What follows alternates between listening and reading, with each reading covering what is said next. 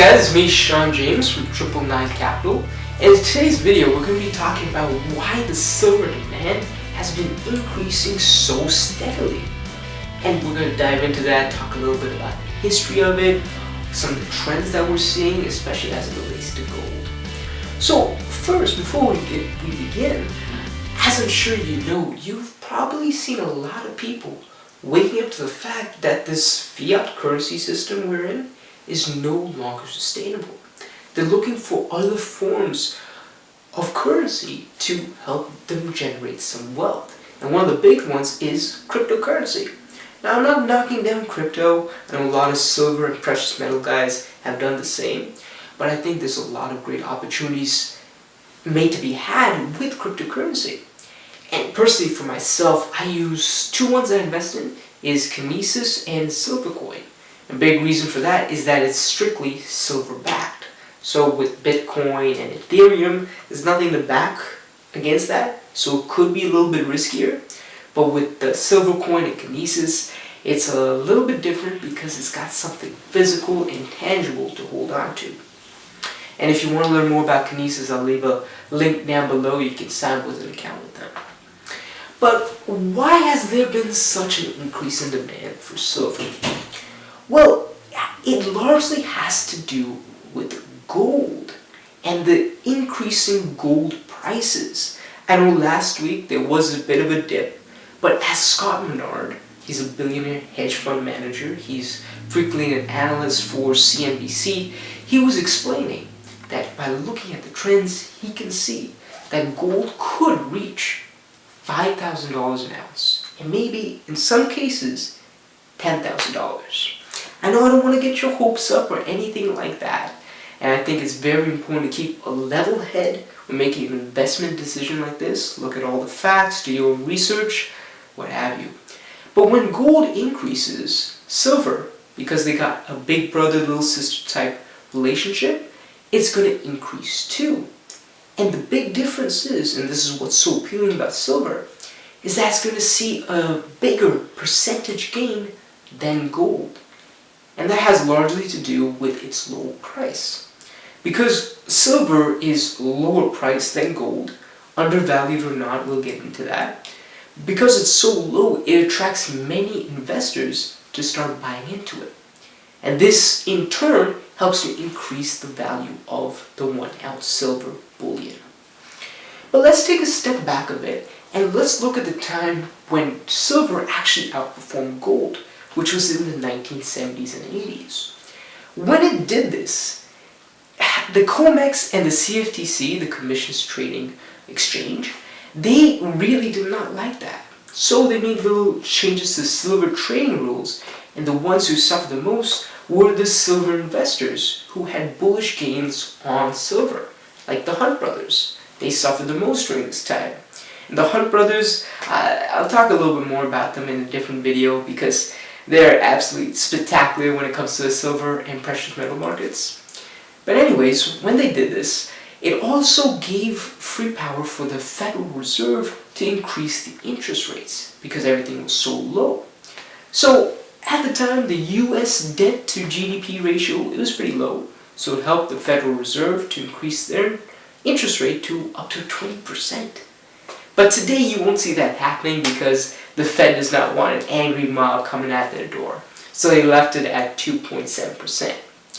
But there's a caveat to this, because this happened very negatively to the financial markets.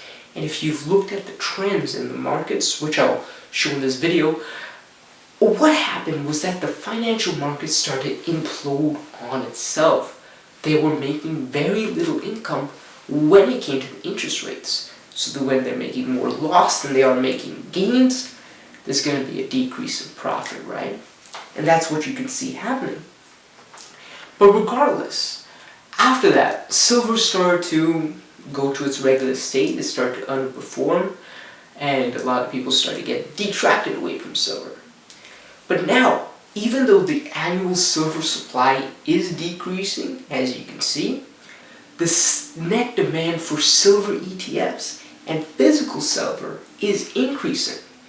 And if you look at the chart here, you can see that 71% of incoming investments are directly dedicated to silver.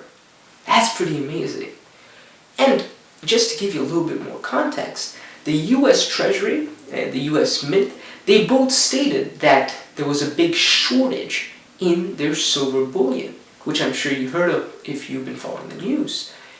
But they backtracked this previous week and said there was only the US silver dollar that was being not selling as well as the others. I find that hard to believe because they said it was sold 0 units last month, which I think there might be some manipulation there. But if you look at the Perth Mint in Australia and the Royal Canadian Mint here in Canada, they've all reported record highs when it comes to selling their 1 ounce silver bullion. So that should definitely tell you about what the price of silver and what silver looks like for the future. Because if the supply is decreasing and the demand is increasing, that means the price will be increasing too. And that means it's more profits for those who got physical silver right now. Pretty cool, right? But don't think that the central banks and the economic talking heads are not panicking, because they are.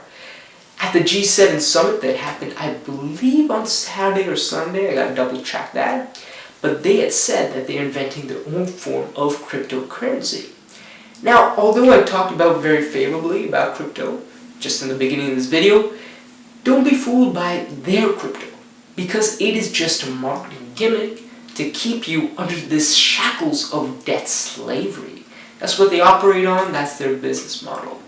So be very cautious about what you have to invest in. But I know what you're thinking. Sean, the governments and the bank, they're working in not in my best interest. What do I gotta do now? Well, that's where I come in, and I'm glad to help you. What we're doing at 999, we're opening the first ever silver bank. That's going to be a big global effort. And it's just a minimum deposit of $1,000 to open an account with us, and we give you 3% annual return on what you have. Plus, you also get to keep the spread. So let's say if silver price today is $33.61, if it jumps up to 45, probably by the end of the year, that spread is all yours too.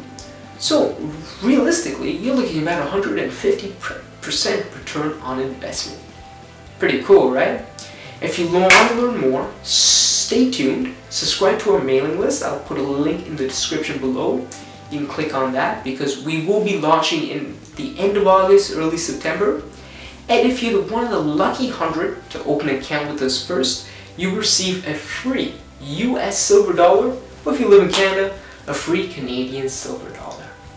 Now that's pretty amazing, right? But like always, guys, hit that subscribe button, click that notification bell, and I'll see you in the next video. I love silver, and I know you do too. So keep staying tuned.